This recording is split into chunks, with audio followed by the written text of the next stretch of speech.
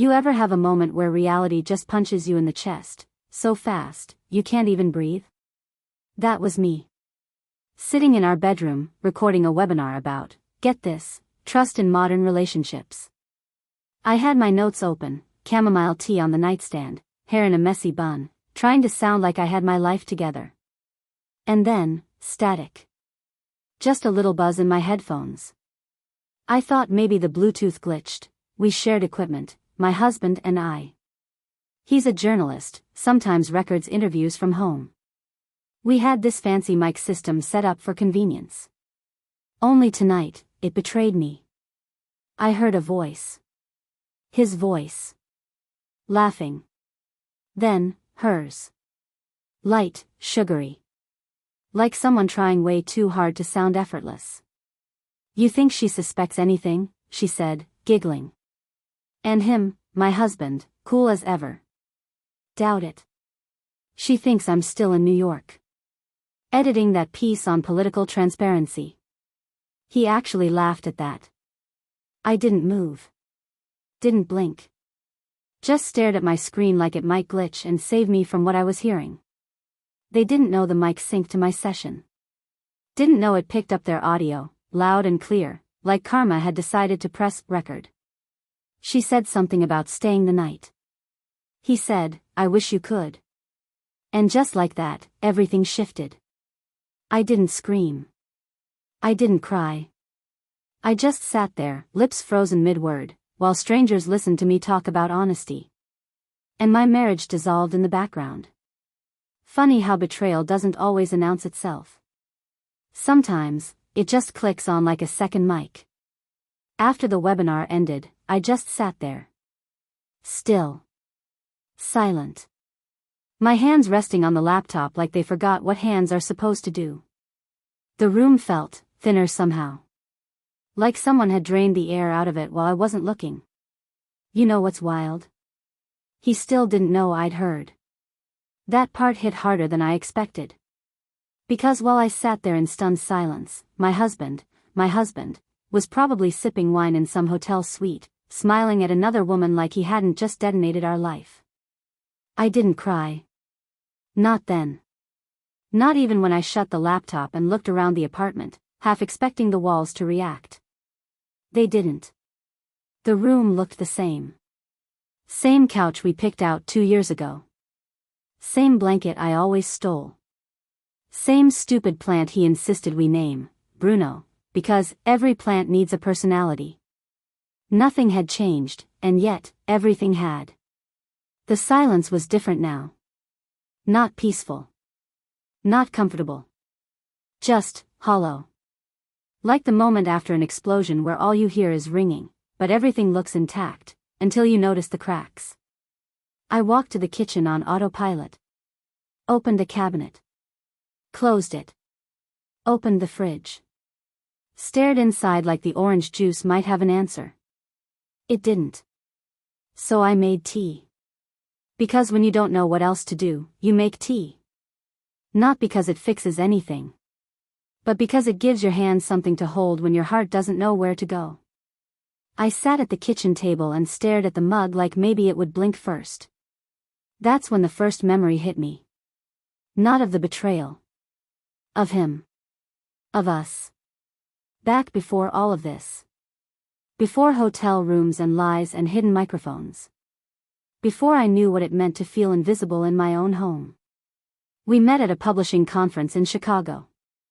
I was there as a junior editor, nervous as hell and pretending I belonged.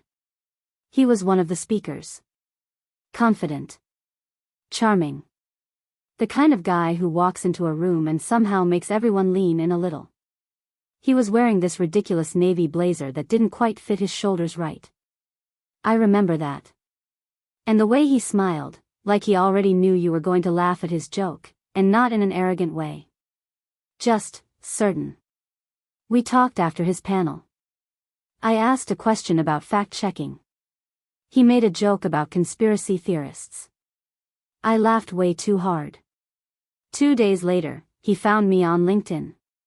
Sent a message that just said, I owe you a coffee. And maybe a real answer about fact-checking. And I thought, why not? We got coffee the next week. Then dinner. Then a weekend trip to Maine just because neither of us had been. We weren't fast, exactly. But we were full. Long talks, late nights, inside jokes before we even earned them. He made me feel like I was being seen in full color. Like every version of me, tired, stressed, giddy, sarcastic, was worth loving. I fell fast. I remember calling my sister after month 2 and whispering, "I think this is it." She laughed and said, "Girl, you've thought that before." And I had. But this was different. He listened. He showed up. He knew how I took my coffee and how I hated being interrupted when I'm writing. He made me playlists. Sent flowers to my office, just because. Took photos of our brunch plates like we were building a cookbook together. I thought, this is it. This is the man. And maybe he was. Back then. But somewhere along the way, something shifted. I wish I could point to a moment. A fight. A failure. A before and after. But real change doesn't happen like that, does it? It's not an earthquake. It's erosion. He started staying late at work. And I didn't question it, because I trusted him. Because that's what love does, right? It gives the benefit of the doubt until the benefit runs out. Then came the excuses. I'm just tired. It's deadline week. Let's talk later. The jokes got shorter. The eye contact less frequent. He still brought home dinner sometimes. Still texted. Still kissed me goodbye in the morning. But it started to feel mechanical. Like we were checking off boxes instead of building something real. And I made excuses for him. Maybe he's overwhelmed. Maybe I'm being too sensitive. Maybe this is what long-term love looks like. Spoiler, it's not. Real love doesn't make you shrink in your own body. It doesn't make you second-guess your instincts or feel crazy for noticing a shift in someone's tone. It doesn't leave you staring at your ceiling at 3 a.m. wondering what you did wrong when you've done everything right. But back then, I didn't know that. I told myself he was just stressed. That the spark would come back. That we just needed a vacation. Or a break. Or a new rug. Anything except the truth. And now here I was. Tea gone cold. Laptop shut. Heart cracked. Sitting in the same room where we binge-watched true crime docs and argued over takeout orders. Where we once slow danced barefoot on a Tuesday because the playlist was just that good. Now it was just a room. Same paint. Same rug. Same plant in the corner. But empty. Because when someone cheats on you, it's not just your relationship that breaks. It's your whole reality. And the scariest part? You start to wonder if the whole thing was a lie. Every, "I love you." Every, "I'm lucky to have you." Every night he held you just a little tighter before falling asleep. Were those real? Or was I just a convenient background character in his story? I didn't know. All I knew was that I couldn't sleep in that bed tonight. Not with his voice still echoing in my ears. Not with hers. Not with the ghost of the woman I used to be still tucked between those sheets. So I grabbed a blanket. Walked to the couch. And laid there. Eyes open. Mind racing. Chest tight. And I whispered to the dark. What the hell do I do now? No one answered. Just Bruno, the plant, silently judging me from the corner. Fair enough. I didn't sleep. Not even a little. I laid on the couch for hours, wrapped in a blanket that still smelled faintly like his cologne, watching the ceiling flicker every time a car passed outside. My body was still, but my mind? My mind was doing laps around everything. His voice. Her voice. The way he laughed. The way she said my name, like I was some oblivious wife in a bad sitcom. I kept thinking maybe I imagined it. Maybe the mic picked up something old. Maybe it was a recording. Some audio glitch. A twisted coincidence. But no. I knew what I heard. And worse, I knew how he sounded. He wasn't nervous. He wasn't whispering like he was sneaking around. He sounded comfortable. Like this wasn't new. Like this wasn't even the first time. That was the part that broke me. Not just the betrayal. But how at ease he was inside it. By sunrise, I'd made up my mind. I wasn't going to confront him in person. I didn't trust myself to keep it together. My hands were already shaking just thinking about hearing his voice again. But I needed to hear it. For real. So I picked up my phone, went to his name in my contacts, Ben, and stared at it. I'd stared at that name 1,000 times. While waiting for him to land. While missing him. While telling him I loved him. But this time, I just wanted to hear how he'd lie to me. I hit call. It rang twice. Then 3 times. Then, his voice. "Hey, babe," he said, warm, casual, like he wasn't 2 states away blowing up our life. "Everything okay?" Pause. Just hearing that tone, so normal, almost made me hang up. But I didn't. "Yeah," I said, and I hated how steady I sounded. "Just checking in." "You busy?" "No, just stepped out of a meeting," he lied. I could hear the hum of traffic behind him, not the buzz of a conference room. "What's up?" I waited. Let the silence stretch. Felt the air get heavier between us, even through the phone. "You seem off," he said after a beat. "Everything all right?" "You tell me," I said softly. Another pause. Longer this time. What do you mean?" And there it was. The first crack. The shift in his voice. Like someone trying to find the right mask in a hurry. "You're in LA, right?" I asked, even though I knew damn well he wasn't. "Yeah," he said. Too fast. Too sure. "Still here till Friday." "Why?" I leaned my head back against the couch and stared at the ceiling. "Just wondering," I said. "You sound far." He chuckled. "Well, I am far." Wrong move, Ben. Wrong tone. He thought we were still playing the game. I almost gave him an out right there. I almost said never mind and hung up. But something in me, something tired and done, wanted to see how far he'd go. "Do you ever think about us?" I asked. Another pause. Then, "What kind of question is that?" "A real one." He exhaled slowly, like I was the one being difficult. "Of course I do. I think about us all the time." "You okay, babe?" Babe. The way that word felt like acid this time.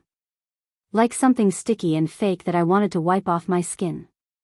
I closed my eyes. "Do you love me?" I asked. Quietly. Honestly.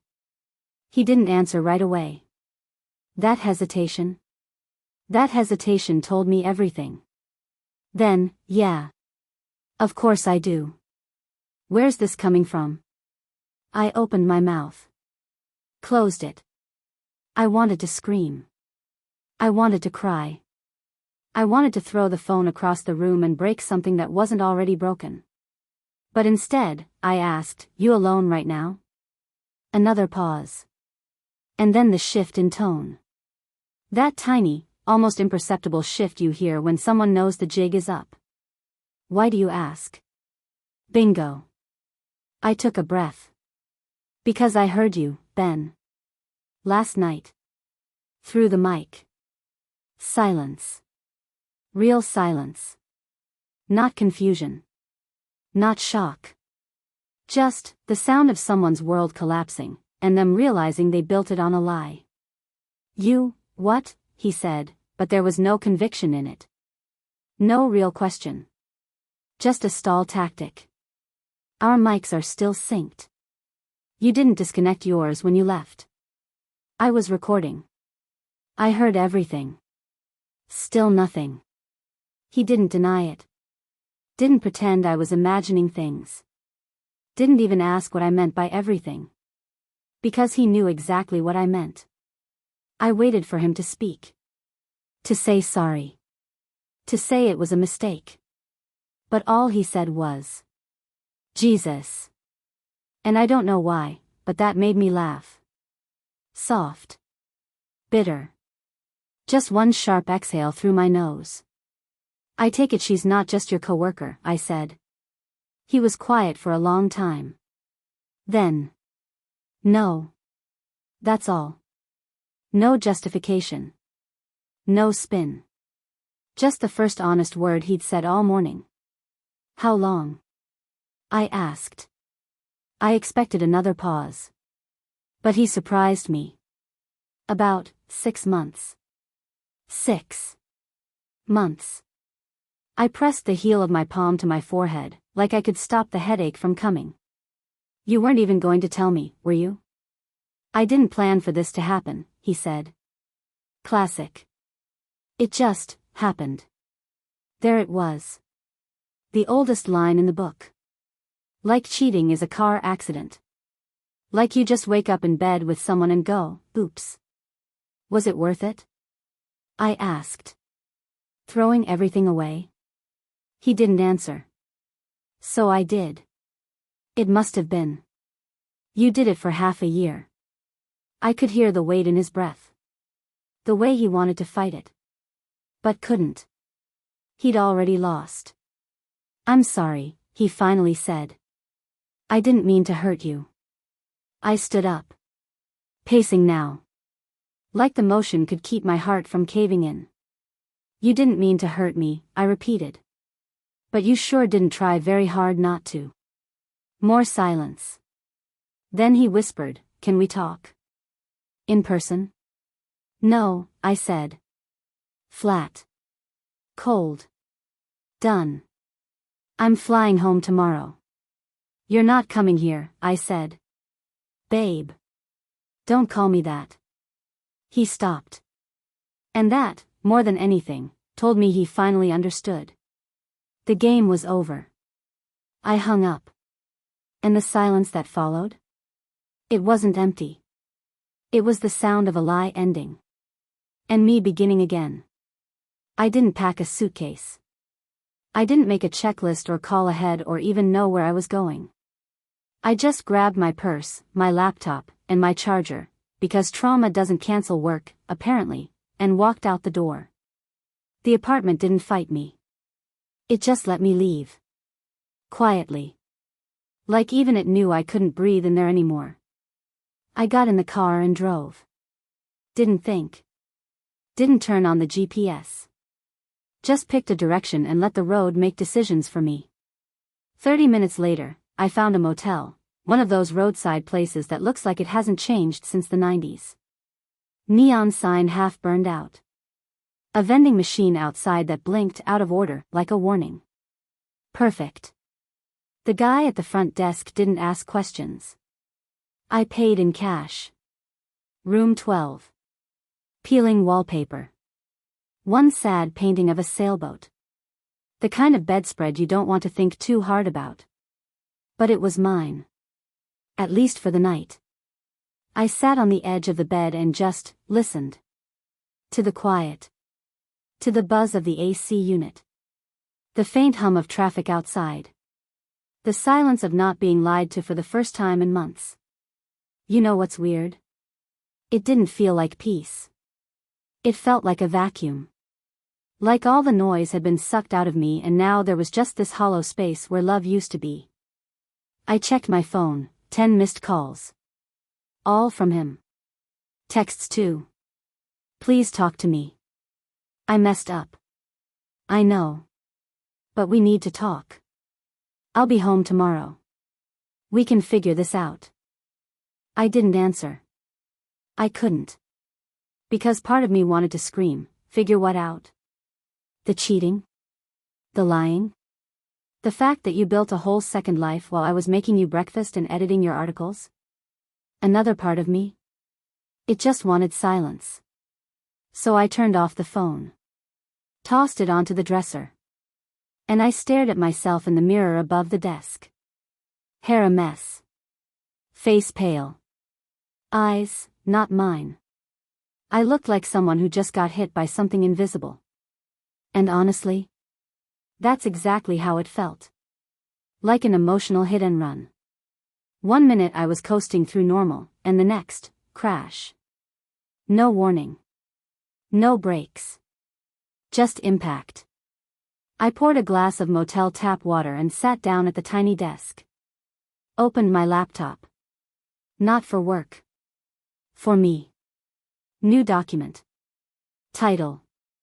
What the hell do I do now? And I started making a list. Not neat. Not in order. Just chaos in bullet points. Find a lawyer. Call Rachel.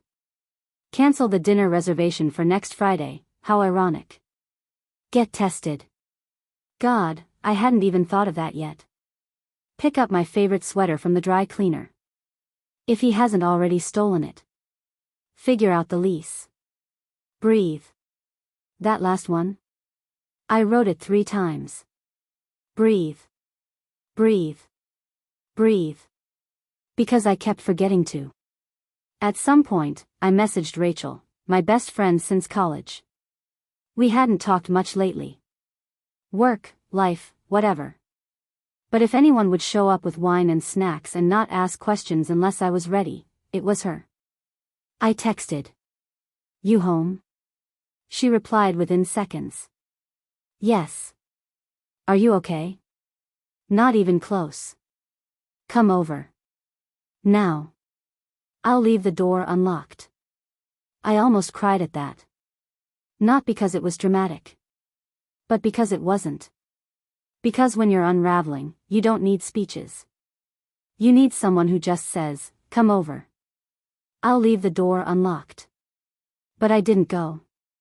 Not yet. I needed to sit in the fallout first. To feel it. Fully. Without comfort. Without distraction.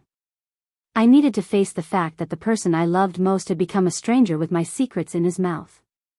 I wrote another list. This time, a different kind. Things I know are true. I didn't cause this. I didn't deserve this. I loved him. Fully. He chose her. Repeatedly. That's not my fault. It felt stupid. Like something a therapist would make you do. But it helped.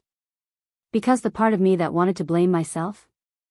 To say maybe I worked too much, maybe I stopped being fun, maybe I was too available, too trusting, too tired? That voice needed to be drowned out. So I wrote louder. I stayed in that motel room the whole day. Ordered takeout I barely touched. Watched bad TV on mute. Scrolled through old photos I knew would hurt, because pain is weird like that.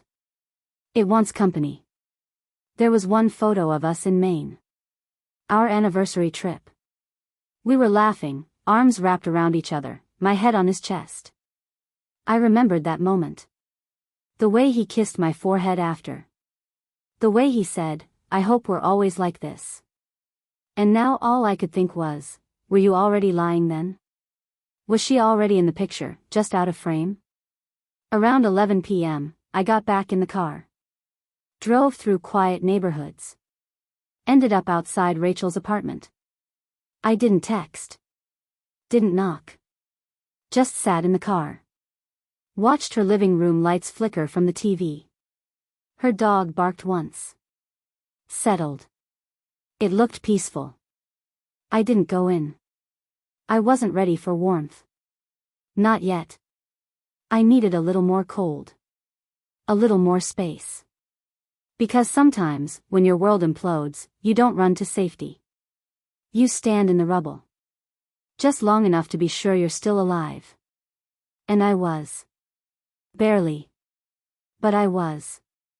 The next morning, I woke up to light slicing through the dusty motel curtains, cutting right across my face like it had something to prove. I hadn't moved much during the night. Still in jeans. One shoe off, one still hanging from my foot like my body gave up halfway through the motion.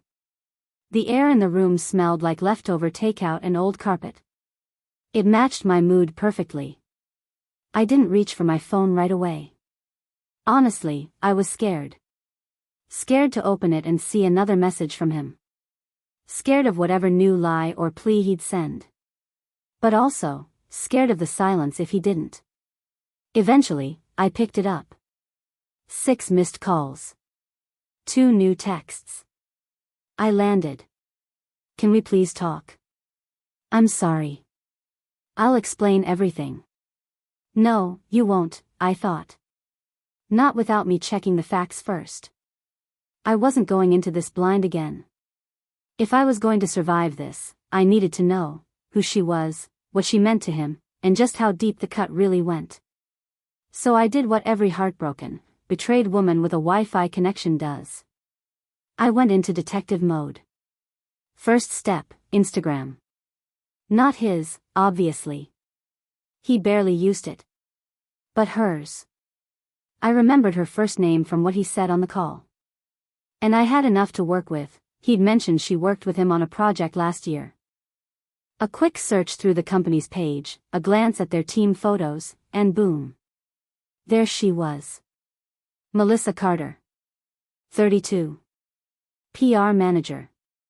Big smile. Blonde waves. Bio full of cheesy affirmations like, chasing sunsets and good vibes sun with face. Ugh. Her page was public. Rookie mistake. I scrolled slowly at first. Then faster. Like peeling off a bandage that never ends. Photos of her at press events, posing with champagne, blurry beach sunsets with captions like, grateful for the unexpected. Was that about him? One post from 6 months ago stood out, her at a rooftop bar. She was leaning against a man, only the edge of his face in frame. But I knew that jawline.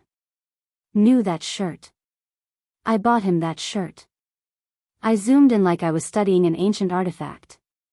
It was him. Ben. No tags. No obvious mention. But still. Proof. It wasn't a one-time mistake. It was a pattern. A routine. They had dates. Public ones. He was seen with her. While I was at home, prepping dinner, organizing our life, texting him, miss you tonight speech balloon, like an idiot. I opened my calendar. Checked the date of that rooftop post. Sure enough, he'd told me he was working late on a profile about small-town mayors.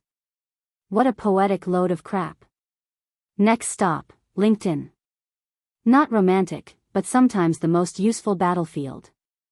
There, I found more. A joint project between his publication and her firm. A campaign launch. Several posts where she praised Ben's insight and professionalism. And one quote she reposted from him. Great collaborations happen when there's trust and mutual respect. I laughed out loud. Then I messaged Rachel. Me. Her name's Melissa Carter. You ever heard of her? Rachel. Ugh, yes.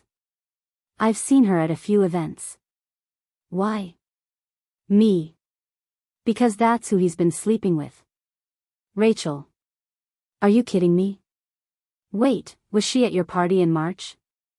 And just like that, a new memory snapped into place. Rachel had hosted a casual backyard barbecue. Ben brought a colleague from work. He said she was fun, kind of loud, but smart as hell. I was distracted most of that night talking to one of Rachel's cousins. But I remembered glancing over once, and seeing Ben and that woman deep in conversation. They were standing close. Too close. I remember thinking, weird. But I let it go. Because I trusted him. I texted Rachel back. Me. Yes. That was her. She called me immediately. I didn't answer. Not because I didn't want to talk, but because I didn't know how to say out loud, I let the enemy into my house and poured her wine. Instead, I went back to scrolling. Went deeper into Melissa's posts. Read comments. Noticed a few familiar names, people we both knew. People who never said a word. And then I found it. A comment under a photo of her and friends at some wine bar. A girl I'd met once at a charity event wrote, "You two are too cute. Finally official?" And Melissa replied, "Let's just say, the heart wants what it wants, winking face." That post was from 5 weeks ago. 5 weeks ago, Ben and I were talking about finally booking a trip to Lisbon. He was holding my hand and joking about how he couldn't wait to see me, in Portuguese mode. While also, apparently, being official with Melissa. I felt sick. I closed the app. Sat back. Stared at the ceiling. So it wasn't just physical. It wasn't some fleeting thing. It was something he chose. Over and over again. He chose her. And he let me keep building our life like nothing was crumbling. I pulled out my notebook and started a new page. Timeline of lies. October, he meets Melissa on campaign project. NOV, he misses flight, stays in NYC, guess again. Dec, I get food poisoning, he works late, she posts dinner from same restaurant he ordered from. Jan, rooftop photo. March, she's at Rachel's party. April, official, status in comments. May, we talk about Europe. June, I hear everything. I stopped there. Stared at the list. So many dates. So many opportunities to tell the truth. And he didn't. Not once. I turned the page again. Wrote one more list. What I deserve. Honesty. Respect. Peace. A man who doesn't lie with his whole body. And then, almost without thinking, I added. Better. Because I do. And now, I was finally starting to believe that. He came home to silence. No note. No, we need to talk. Just the absence of me. The apartment was clean, the bed made, my toothbrush gone. I had packed just enough to make a point, no drama, no slammed doors. But things he would notice immediately. My pillow. My favorite mug. The little glass bowl I always filled with almonds and left on the counter, even though he hated how they smelled. Gone. He texted within 15 minutes of landing. Ben.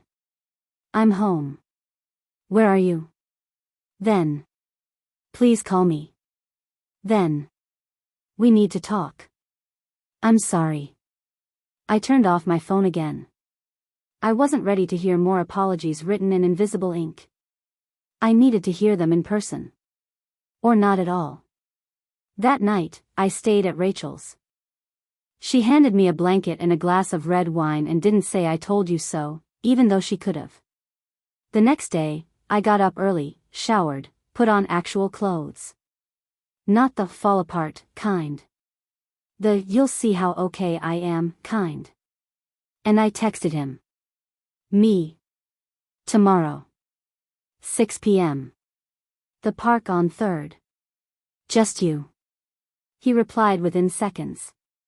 Okay. Thank you. Thank you. Interesting choice. Like I was doing him a favor. Like this wasn't the bare minimum after what he did. The next day, I showed up 10 minutes early. Sat on a bench that overlooked the fountain. Kids were screaming in the distance.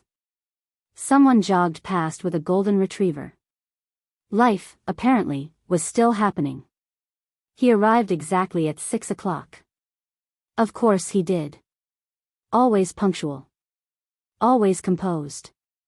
Ben in a soft blue shirt I once said made his eyes look kinder. A color he probably wore on purpose.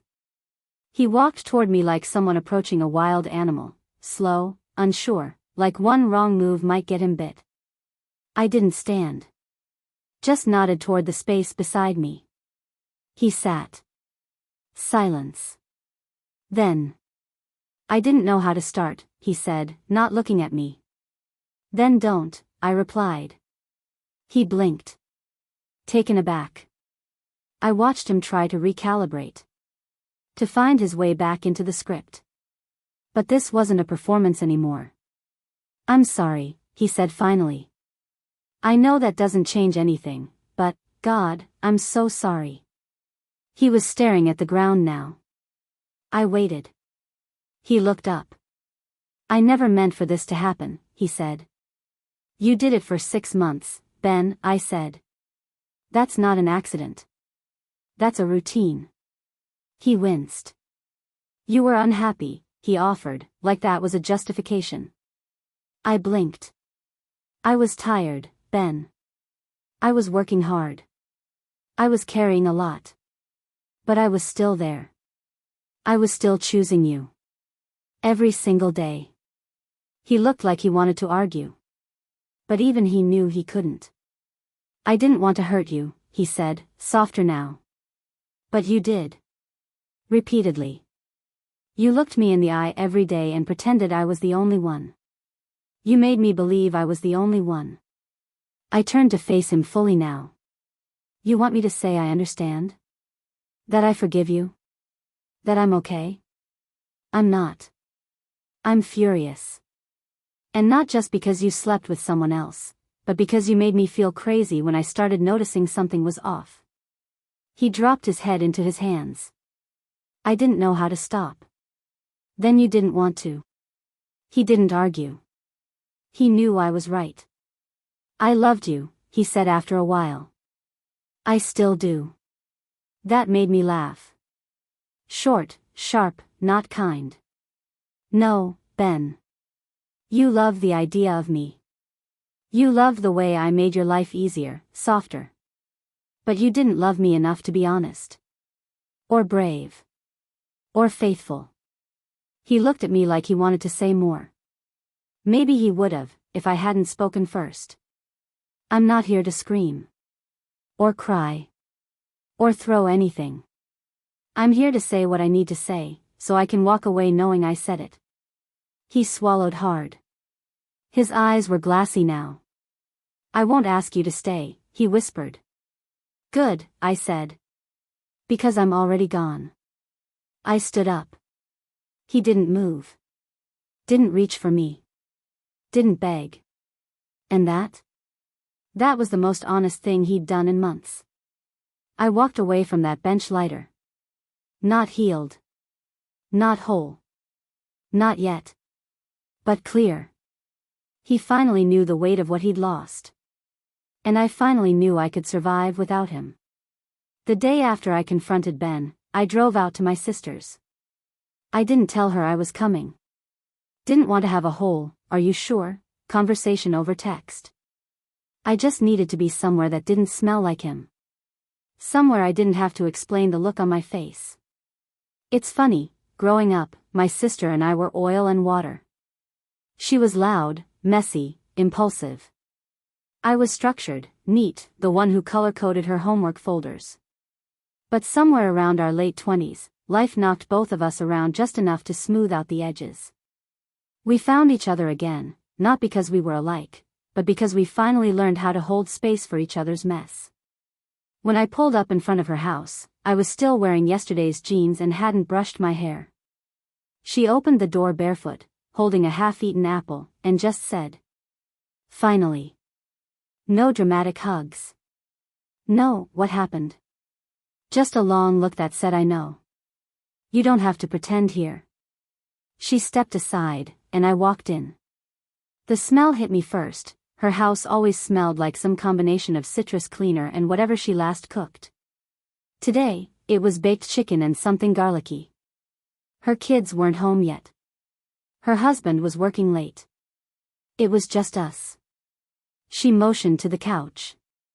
I dropped my bag and sank into it like my body had finally been given permission to rest. You look like crap, she said, sitting across from me. Thanks, I muttered. She tossed me a throw blanket. You hungry? I could eat. 5 minutes later, we were at the kitchen table, eating leftovers out of mismatched bowls. No plates. No silverware sets. Just normal. Normal felt like a luxury. I told her everything between bites of roasted carrots. Not the gory details. Just the facts. The affair. The call. The park bench. She didn't interrupt. Didn't gasp. She just listened with her elbows on the table, face neutral but eyes blazing. When I finished, she leaned back, crossed her arms, and said, "I'm gonna punch him." I snorted. "You'd have to get in line," I said. "You want me to key his car?" "I want you to let me rest for 5 minutes." She nodded, then got up and brought over a small bowl of chocolate-covered almonds. "Here. Eat your rage." We sat in silence after that. The kind that doesn't need filling. I watched the sunlight stretch across her tile floor, catching dust particles in midair. Her cat jumped up onto the windowsill, tail flicking. Somewhere outside, a lawn mower started. For the first time in what felt like weeks, I felt still. Not happy. Not even okay. But still. She poured us tea. We curled up on the couch like teenagers, knees touching, mugs balanced on pillows. "So what now?" she asked. "I don't know," I said. "I have a lawyer's number. I'm thinking of subletting the apartment. Maybe staying with Rachel or getting my own place for a while." "Stay here," she said instantly. "No." "Why not?" "Because I'll become a puddle. Because I'll sleep 12 hours a day and let you feed me and I won't move forward." She tilted her head. "You say that like it's a bad thing. I need to remember who I am without him." She nodded slowly. "Okay. Just don't forget that we're part of who you are too." I looked at her. My annoying, fierce, loyal sister. And something cracked in my chest. "I won't forget." She reached for my hand and squeezed it. Later that night, her kids came home. Her daughter ran into the room screaming about a lost shoe. Her son offered me a crumpled drawing of what I think was a dinosaur. Maybe a dragon. I taped it to my laptop anyway. We ate pizza on the floor and watched some horrible reality show she liked. At one point, I laughed. Like, really laughed. And it startled me. Because it didn't feel fake. That night, she set up a little bed for me in the guest room. Clean sheets. A candle by the nightstand. A post-it on the mirror that said, "You are more than what he couldn't be." I didn't cry. Not because I wasn't sad. But because, for the first time, I felt held. By people who didn't ask anything of me. Who didn't want explanations. Who didn't need me to be fine. They just let me be. That night, I slept. Truly slept. And for the first time since everything shattered, I dreamed about a future that didn't involve him. And it wasn't empty. It was quiet. But not hollow. Like the silence that comes after a storm. When you realize the roof's still standing. The walls are intact. And you? You're still breathing. There's nothing romantic about paperwork. Divorce paperwork especially. It's cold, structured, full of phrases like equitable distribution and dissolution of marriage. No space for heartbreak. No checkbox for, he betrayed me and I need to reclaim my life. Just black ink and legal boxes. I met with the lawyer 2 days after leaving my sister's. Her name was Vanessa. Sharp. Efficient. The kind of woman who wears all black and has never once forgotten a deadline in her life. She didn't coddle me. Didn't offer sympathy like it was a tissue. She got right to the point. "What do you want?" It caught me off guard. Not what happened, not are you sure, but what do you want? I took a breath. "I want out," I said. Cleanly. Quickly. "I don't want alimony. I want the apartment lease gone. I want my last name back." She nodded, typing fast. "Any shared assets? Vehicles? Joint accounts?" "Yes." But nothing I can't walk away from.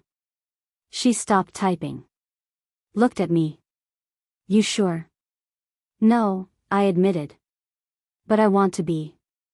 She gave me a thin smile. The kind women give each other when they know the road ahead is ugly, but we're walking it anyway. Then let's get to work. We signed documents. She explained timelines, what to expect, what might delay things. She warned me about the emotional whiplash, how some days I'd feel free, and others, I'd want to crawl into bed and cry over cereal commercials. Spoiler, she was right. After the meeting, I sat in my car for 20 minutes. Just staring at the steering wheel. Then I drove to the apartment. Our apartment. It was the first time I'd been back since I left. I knew he wouldn't be there. We'd agreed by text, he'd be out for the day so I could pick up my things without drama. The building looked the same. The same. Same potted plant by the lobby. Same flickering elevator light. Same mailboxes that always jammed. But when I unlocked the door, something had changed. The air felt stale. Like the walls were waiting for a reset. I walked through slowly, like I didn't want to startle anything. The kitchen still had his stupid cereal on the counter. The box I always said made the milk taste like cardboard. I left it. Went to the bedroom. The closet was mostly untouched. I took what was mine, jeans, sweaters, that green dress he always complimented. But I skipped anything I didn't love. I wasn't carrying weight that didn't serve me anymore. Then came the small things. The keepsakes. The ones that shouldn't matter, but did. The coffee mug I bought on our honeymoon. It had a chip in it, but I always reached for it anyway. I took it. A framed photo of us on the Brooklyn Bridge. I left that. A note he once wrote and stuck in my laptop. You make everything brighter. I held it for a second. Then folded it in half and slid it into the trash. It felt like exhaling. In the bathroom, I found my old perfume, half full. The one he always said smelled like spring. I packed it. Not because of him. But because it was spring. And it belonged to me. I grabbed my pillow, the one with the tiny tear in the corner. I took my journal, the ugly one with stickers I'd been adding to since grad school. I left the bathrobe he bought me for Christmas. Too soft. Too fake. On the nightstand, I found a single bobby pin. Mine. Tiny. Bent.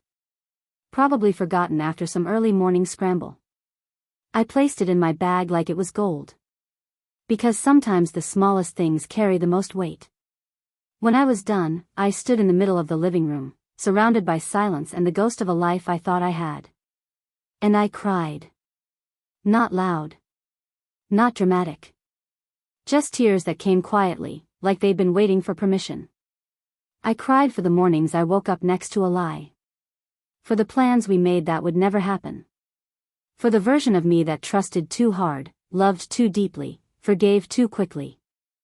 I cried for the music we wouldn't dance to, the dinners we wouldn't cook, the future we wouldn't share. And then I wiped my face. Zipped the last bag. Took one final look. And walked out. No backward glances. No lingering. Just forward. Because sometimes, moving on isn't a moment. It's a series of tiny choices. Take the pillow. Leave the photo. Sign the form. Start again. The letter came in a plain white envelope.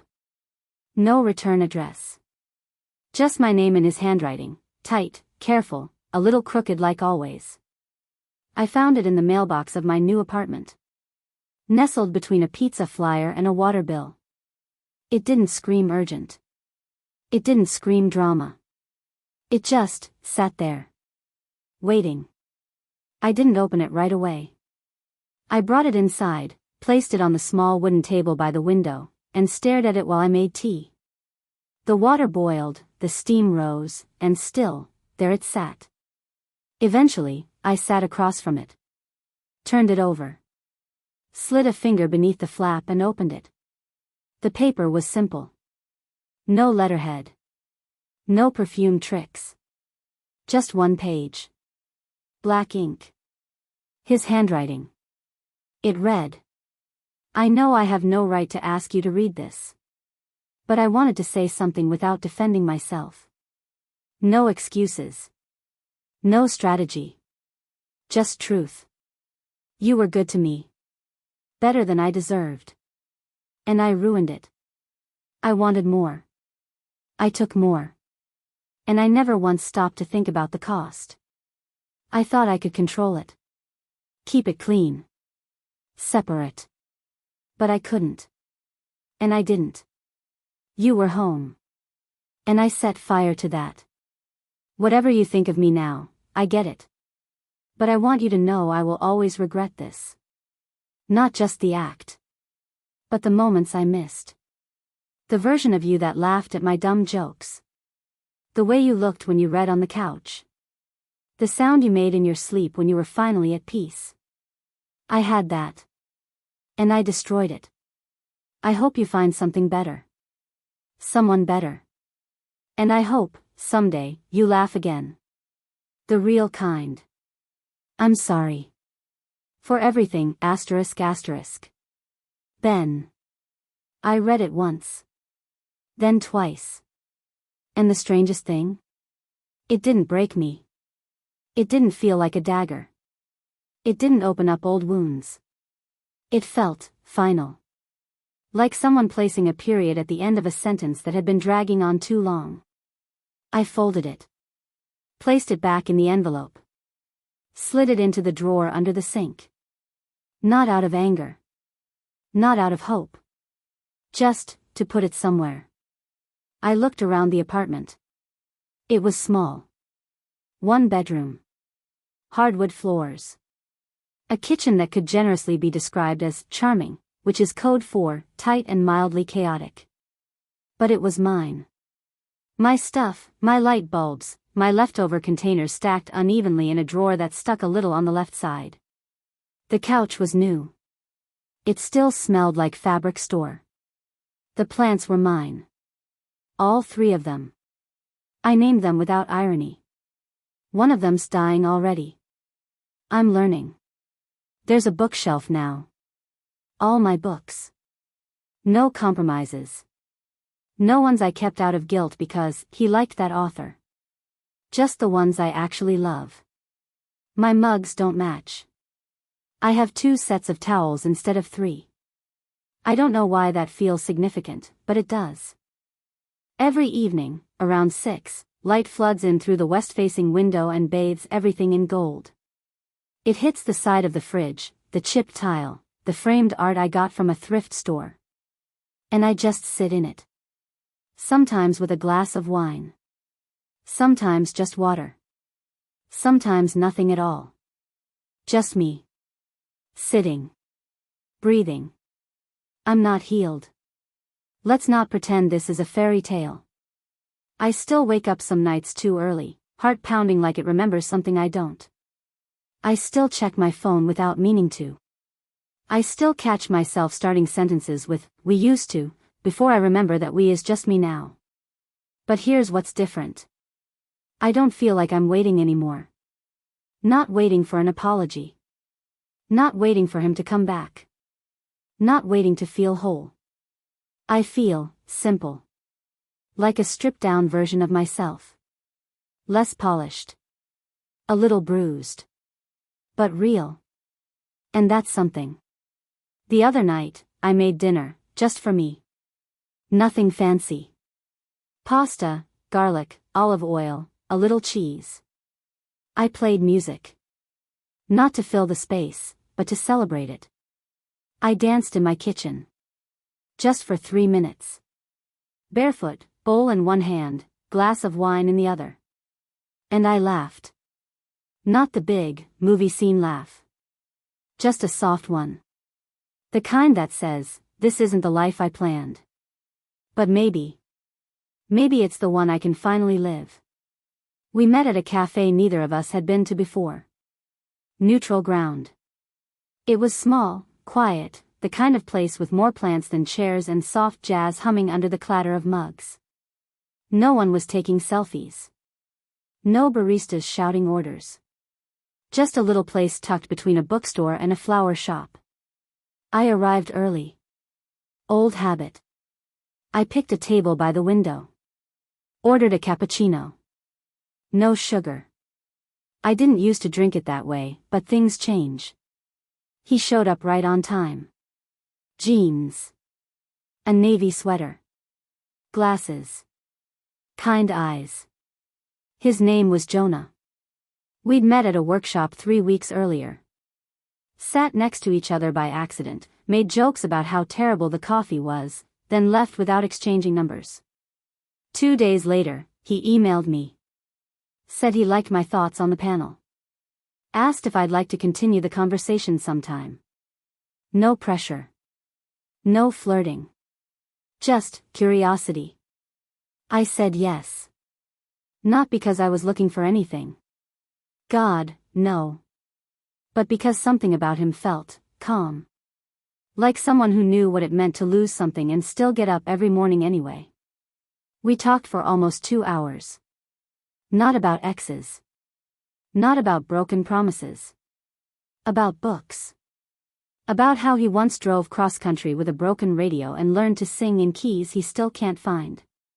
About how I started naming my plants after 80 Seconds pop stars and now have a fern named Debbie. He laughed at that. Not the trying to impress you kind of laugh. Just honest amusement. Like he didn't expect joy and stumbled into it anyway. When the check came, we both reached for it. He paused. You want to split it? I smiled. Let's not make it a metaphor. We paid. Walked outside. It was windy but warm. One of those spring days where the sky looks washed and brand new. He walked me to my car. Said he had a great time. Didn't ask for a second coffee. Just left space. I liked that. I got in my car. Sat for a minute before turning the key. And I thought. So this is what survival looks like. Not fireworks. Not redemption arcs. Just 2 people sharing coffee and silence without needing to prove anything. The next morning, I made my bed. Cooked eggs. Opened all the windows. No dramatic music. No cinematic lighting. Just air. Light. Stillness. I folded laundry while a podcast played.